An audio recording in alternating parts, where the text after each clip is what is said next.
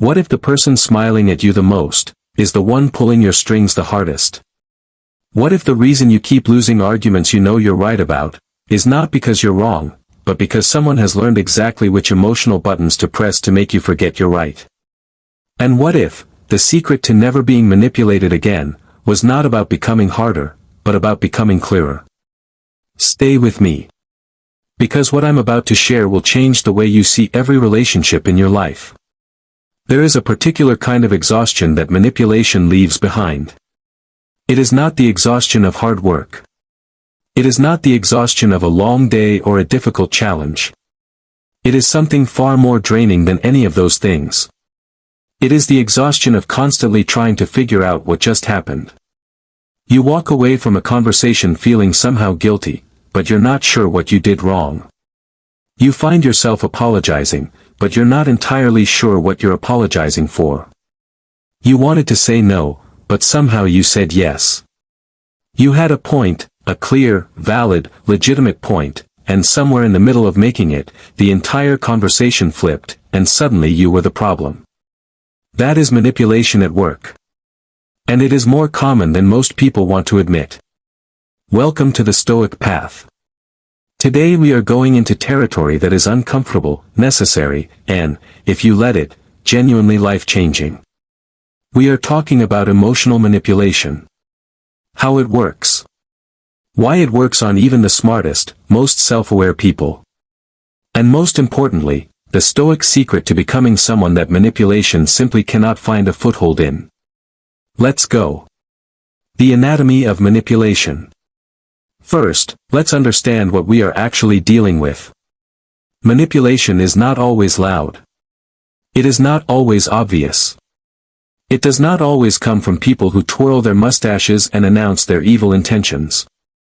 Most manipulation is quiet, subtle, dressed in the clothing of love, concern, loyalty, or hurt feelings. It works by doing one thing with extraordinary precision. It targets your emotions instead of your reasoning. Think about that for a moment. A manipulator does not need to win the argument on logic. They don't need facts on their side. They don't need to be right. They just need to make you feel something strong enough to override your ability to think clearly. Guilt. Fear. Shame. Obligation. Love. Pity. These are not weaknesses in you. These are the deepest, most human parts of you. And that is precisely why they are targeted. A skilled manipulator is essentially a skilled emotional hacker. They find the unlocked door, the fear of abandonment, the need for approval, the guilt about past mistakes, the desperate desire to be loved, and they walk right through it. Not with a battering ram. With a key you handed them without realizing it. Short story, The Sculptor and the Chisel. There was once a sculptor named Idris who was known throughout his city for creating breathtaking work. One day, a merchant came to him. Not to buy art, but to commission a piece. The merchant was charming. Complimentary. He told Idris he was the most gifted sculptor alive. He flattered him endlessly. And then, little by little, he started making suggestions.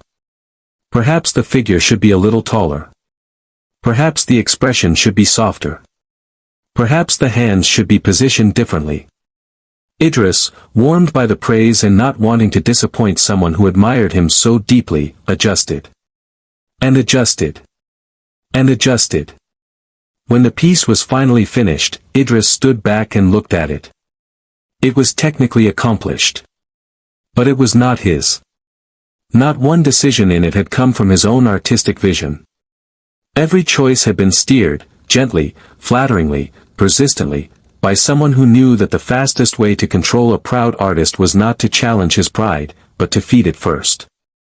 The merchant got exactly the sculpture he wanted. And Idris didn't even realize he'd been the chisel, not the sculptor. This is what manipulation does. It doesn't take the tools out of your hands. It just quietly redirects where you point them. Why intelligent people get manipulated. Here is the thing that nobody talks about enough. Manipulation does not discriminate based on intelligence. In fact, and this might sting a little, highly intelligent, emotionally aware, empathetic people are often more vulnerable to certain forms of manipulation. Not less. Why? Because intelligence gives you the ability to construct elaborate justifications for what you're feeling. Because empathy makes you genuinely care about other people's pain, which makes guilt and pity extraordinarily effective weapons against you. Because self-awareness, paradoxically, can make you over-examine your own motives while under-examining someone else's. A manipulator who is dealing with a highly empathetic person doesn't need to work very hard. They just need to appear to be suffering. They just need to cry at the right moment. They just need to say, "I thought you cared about me," at exactly the moment when you're trying to hold a boundary. And watch how fast that boundary dissolves. This is not stupidity. This is humanity. But it is humanity that urgently needs the Stoic antidote. The Stoic antidote, the concept of the inner citadel. Marcus Aurelius, Emperor of Rome, one of the most powerful men who ever lived, and a man surrounded by sycophants, political manipulators, and people who wanted something from him every single day of his reign, wrote something in his private journals that I want you to hear. You have power over your mind, not outside events. Realize this, and you will find strength. He wasn't writing that for an audience. He was writing it for himself. As a reminder. As an anchor. Because even he, surrounded by every form of manipulation that power attracts, needed to keep returning to this truth. The Stoics had a concept called the inner citadel. Imagine a fortress. Stone walls. Unbreachable gates. Built not on the outside, where enemies can attack, but on the inside of your own mind. A place within you that no external force can enter without your permission. A place where your values live. Where your reasoning lives. Where your sense of self lives, untouched, undisturbed, regardless of what is happening outside the walls. This is the Stoic secret to becoming emotionally untouchable. Not emotional numbness. Not coldness. Not indifference to the world. But a rooted, grounded, unshakable inner life that manipulation simply cannot penetrate, because there is no unlocked door for it to walk through. The manipulator's power comes entirely from your reaction. From the guilt you feel. From the fear you carry. From the need for approval that lives just beneath the surface of your confidence. When those doors are closed, when your inner citadel is strong, the manipulator's tools become useless. They are knocking on walls that have no doors. Short story, The Wind and the Oak. There is an old expression, you may have heard a version of it, about the difference between a reed and an oak in a storm. The reed bends dramatically in every gust of wind. It whips and sways and doubles over. It survives, but only by going wherever the wind directs it. The oak does not bend the same way. Its roots go deep. Deeper than the storm can reach. And when the wind comes, and it always comes, the oak moves slightly at the surface. The leaves rustle. The branches sway. But the trunk holds. The roots hold. Because the oak's stability doesn't come from the absence of wind. It comes from what is happening underground, invisible, silent, and unshakable. Your inner citadel is your root system. And the work of building it, the daily, disciplined, sometimes uncomfortable work of knowing yourself, examining your emotional triggers, understanding your values, and choosing your responses rather than simply reacting, that work is the work of driving those roots deeper. So that when the wind of manipulation comes, and it will come, you sway at the surface, perhaps. You feel it. You are not made of stone.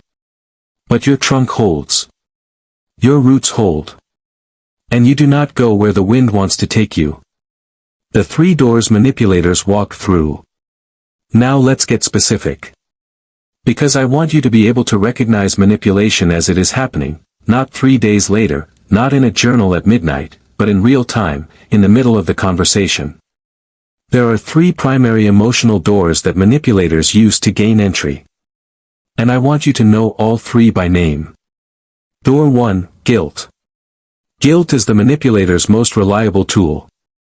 Because guilt is a genuinely moral emotion, it exists to help us make right what we have made wrong.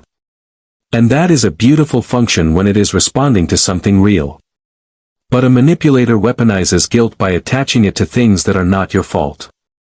Your need for space becomes evidence that you don't care. Your boundary becomes evidence that you are selfish. Your success becomes evidence that you've forgotten where you came from. Your happiness, your simple, uncomplicated happiness, becomes something you are made to feel you owe an explanation for. The Stoic question to ask yourself when guilt arrives is this: is this guilt responding to something I have actually done wrong? Or is it responding to someone's discomfort with my freedom?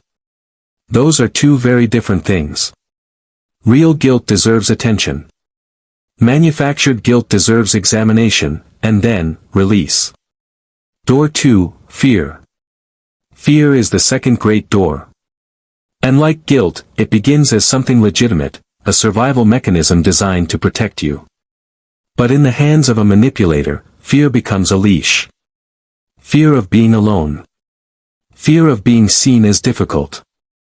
Fear of losing the relationship, the job, the approval, the belonging. Fear of what people will think. Fear of the consequences that are implied, never quite stated directly, but always hovering just beneath the surface of the conversation. I just don't know what I'd do without you, sounds like love. But in the wrong mouth, it is a cage built from your fear of causing pain. People are starting to talk about you, sounds like concern. But it is a manipulation that uses your fear of judgment to bring you back in line. The Stoic answer to fear-based manipulation is the practice of negative visualization, the deliberate, honest examination of the thing you are afraid of. What is the actual worst case? Can you survive it? Is your integrity worth more than the comfort of avoiding it? Almost always, the answer is yes. Door 3, the need for approval. This is the quietest door. And for many people, the most dangerous one. Because the need for approval is so deeply woven into the human experience that most people don't even recognize it as a vulnerability. It just feels like caring what people think. It just feels like being a considerate person. It just feels like wanting to be loved. And it is those things. But it is also a door. A manipulator who discovers that you need their approval, that you will work, and bend, and compromise, and shrink yourself to maintain their positive perception of you, has discovered something extraordinarily powerful. They don't even have to threaten withdrawal. They just have to withhold warmth at the right moment. A cooler tone. A shorter response. A pointed silence. And watch how quickly you adjust your behavior to win it back. The Stoics called this the tyranny of external validation. And Epictetus, who lived as a slave and therefore understood, better than most, what it meant to have your worth determined by someone else, he was unsparing about it. He said, "If anyone tells you that a certain person speaks ill of you, do not make excuses about what is said of you, but answer, he was ignorant of my other faults, else he would not have mentioned only these." In other words, what others think of you is their business, not your identity. When you genuinely internalize that, when it moves from something you intellectually agree with to something you live, the approval door closes. And the manipulator loses one of their most powerful keys. There is a certain kind of person that manipulators avoid. Not because this person is aggressive. Not because they are cold or hostile or difficult to be around. In fact, this person is often warm. Often generous. Often deeply enjoyable company. But there is something about them that makes manipulation slide off like water on glass. Something that makes guilt trips land nowhere.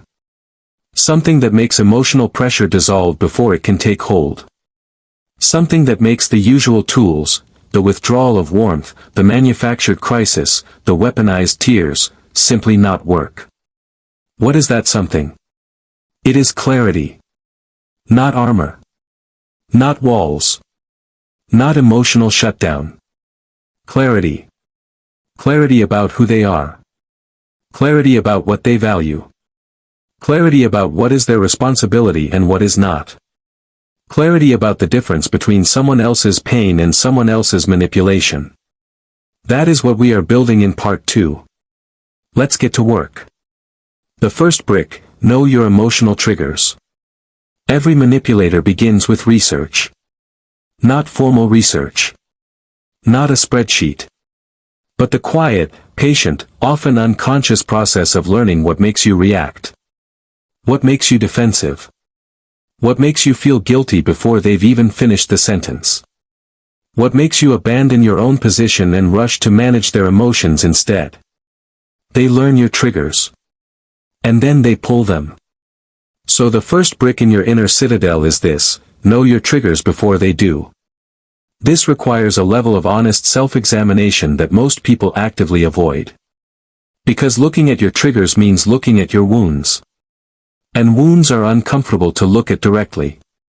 But here is what the Stoics understood, and what modern psychology has confirmed, about unexamined wounds. They do not heal in the dark. They fester. And festering wounds are not just painful. They are controllable. Because anyone who discovers them can press on them at will and produce a predictable reaction. Epictetus taught his students to examine their emotional responses with the same rigor a physician applies to symptoms. Not to judge the emotion. Not to suppress it. But to understand it. To trace it back to its source. To ask, why does this particular thing produce this particular reaction in me? Is it because it touches an old shame? A childhood fear of abandonment? A deep need to be seen as a good person? A wound from a past relationship that never fully healed? When you know the answer, when you can look at your trigger and name it clearly, it loses a significant portion of its power over you. Because you can now see the manipulation for what it is, not a truth about you, but a pressure applied to an old wound.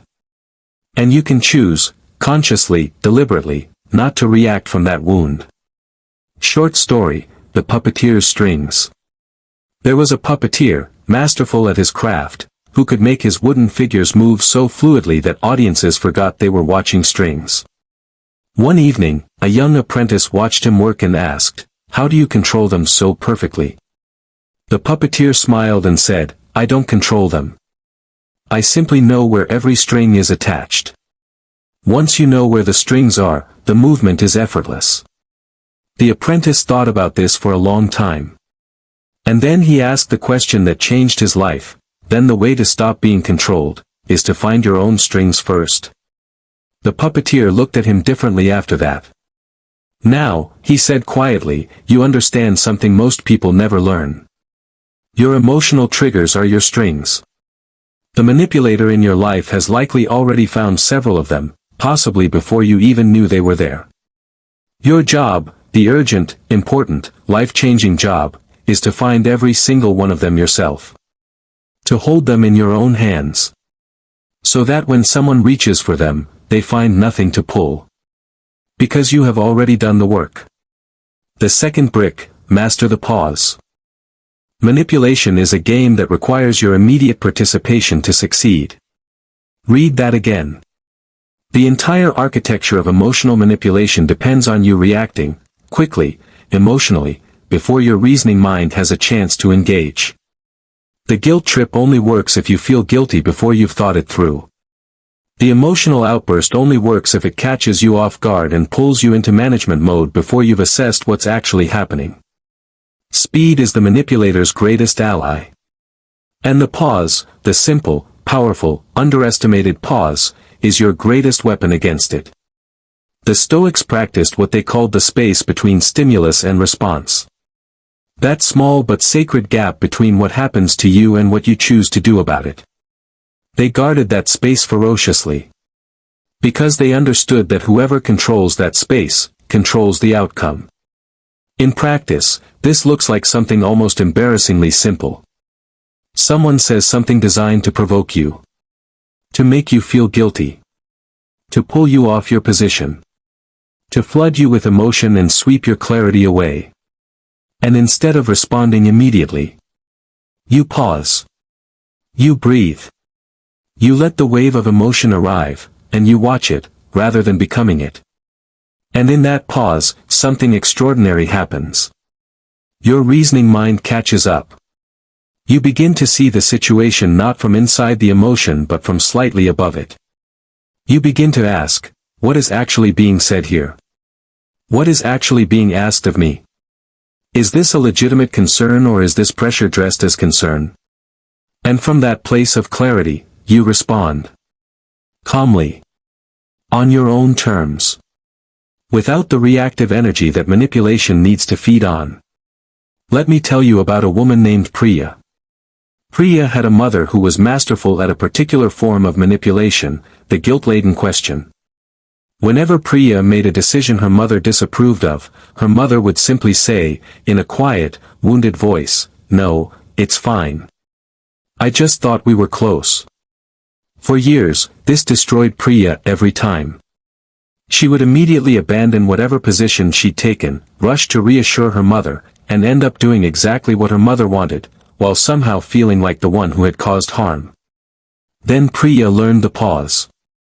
The next time her mother deployed the wounded voice, Priya did not respond immediately. She took a breath. She let herself feel the guilt arrive, she didn't fight it. She just watched it. And in that pause, she saw it clearly for what it was, not a truth about their relationship, but a technique. A well-practiced, effective, emotionally sophisticated technique. And she responded, not to the technique, but to the actual situation. Calmly. Warmly. Without abandoning her position. "I hear that you're hurt, Mom. I love you. And this is still my decision." Simple. Clear. Unshakable. The pause made it possible. The third brick, detach from the need for their understanding. This one is going to challenge some of you. Because it cuts against something that feels deeply important. The need to be understood. Most of us, when we are being manipulated, when we are being misrepresented, when someone is painting a false picture of our intentions or our character, feel an overwhelming compulsion to explain ourselves. To clarify. To make them see that we are not what they are claiming we are. And the manipulator knows this. In fact, they count on it. Because every explanation you offer is an invitation back into the argument. Every clarification you provide gives them new material to work with. Every attempt to make them understand becomes another rope they can use to pull you deeper into the dynamic. The Stoic approach is radical in its simplicity. You do not need their understanding to know your own truth. Marcus Aurelius wrote, to himself, remember, in the privacy of his journals, never esteem anything as of advantage to you that will make you break your word or lose your self-respect. Your self-respect does not require their validation of it. Your truth does not become less true because someone refuses to acknowledge it. Your integrity does not depend on whether they agree that you have it. When you genuinely internalize this, when it moves from an idea you find appealing to a foundation you actually stand on, something remarkable happens. You stop arguing. Not because you are defeated. Not because they are right. But because you no longer need the argument to feel secure in who you are. And an argument that only one person is invested in, is not an argument. It is a monologue. Short story, The Judge Who Needed No Applause. There was once a judge renowned throughout the region for her fairness. She made difficult decisions, decisions that sometimes pleased no one. Decisions that drew criticism from powerful people. Decisions that were questioned, challenged, and publicly attacked. After one particularly controversial ruling, a colleague asked her, "Doesn't it bother you that everyone is saying you got it wrong?" She looked at him steadily and said, "I reviewed the evidence. I examined my reasoning. I consulted my conscience. If everyone saying I'm wrong had done those same things, I would be worried. But they haven't. They are reacting. I am not responsible for managing their reaction." She paused. "I know what I know. That is enough. That is the inner citadel at full strength. Not arrogance. Not dismissiveness. Not a refusal to consider other perspectives. But a deep, settled, unshakable confidence in her own process, her own reasoning, her own integrity. She did not need their applause to feel certain of her ruling. And you do not need a manipulator's understanding to feel certain of your truth. The fourth brick, respond to behavior, not performance.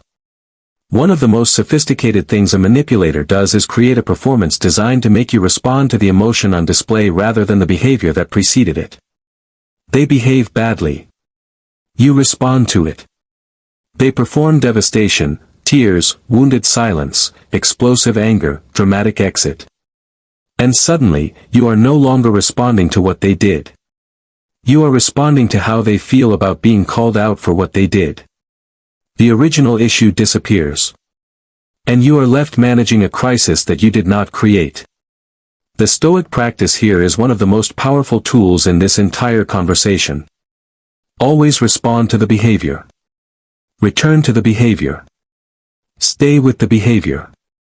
Not the tears. Not the anger.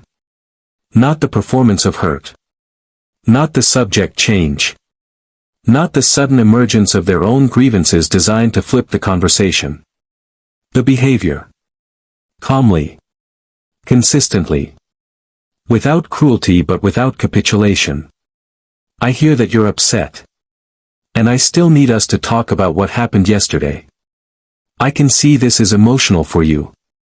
And the question I asked still stands. I'm not trying to hurt you. And what you did is still something we need to address. This is not cold. This is not heartless. This is the steady, grounded refusal to be redirected from what is actually true. And it is extraordinarily effective, because it removes the reward. When the performance stops producing the desired result, when the tears no longer end the conversation, when the anger no longer puts you on the defensive, the performance eventually loses its purpose. You are not teaching them a lesson. You are simply refusing to be the audience their performance requires. Becoming emotionally untouchable, the full picture. I want to bring this all together now. Because I don't want you to leave this conversation with a collection of techniques. I want you to leave with something deeper. Becoming emotionally untouchable is not about becoming unreachable. It is not about building walls so high that nothing and no one can get in. It is not about becoming suspicious of everyone. It is not about treating every act of warmth as a manipulation strategy in disguise. That would be a prison. And a prison is not freedom. What it is about, what the Stoics were pointing toward across 2,000 years of philosophy, is this. Becoming so grounded in yourself that there is simply no gap for manipulation to fill. Manipulation fills gaps. The gap of unexamined guilt. The gap of chronic fear. The gap of desperate need for approval. The gap of a self-concept so fragile that any challenge to it sends you scrambling to defend it. When those gaps are filled with self-knowledge, with examined values, with a stable and settled sense of who you are and what you stand for, manipulation has nowhere to go.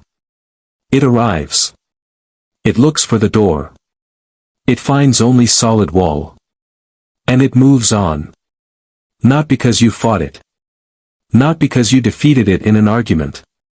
But because you simply were not available for it. That is the Stoic secret. Not strategy. Not tactics. Presence. Rootedness. Clarity. The oak in the storm. The judge with no need for applause. The apprentice who found his own strings before the puppeteer could. This is available to you. Right now. Not when you are more healed, more experienced, more together. Right now, with the understanding you currently have, in the life you are currently living. Begin with one brick. No one trigger. Take one pause. Release one need for understanding. Return to the behavior one time. Just one brick today. And then another tomorrow. Until the citadel stands. Final reflection, the person you become. Here is what nobody tells you about doing this work. The goal was never really about the manipulator. The manipulator was just the mirror. The difficult teacher. The pressure that revealed where the gaps were. The storm that showed you which roots needed to go deeper. When you do this work, when you build the inner citadel, close the doors, master the pause, detach from the need for external validation, you do not just become harder to manipulate. You become more yourself. More honest. More grounded. More genuinely available to the people in your life who are not trying to use you, because you are no longer exhausted from managing the ones who are.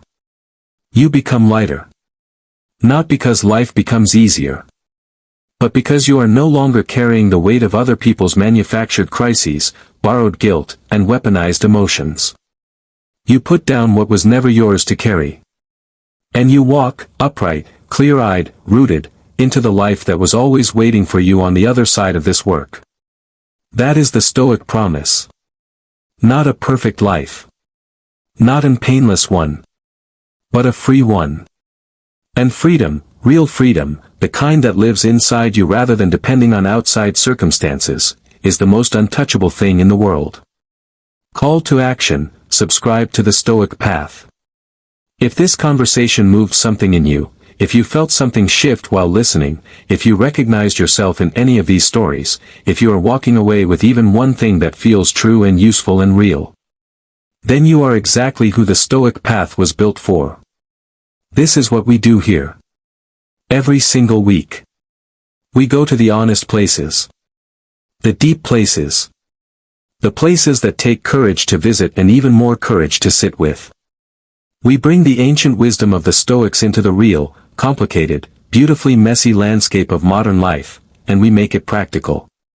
Applicable. Life-changing.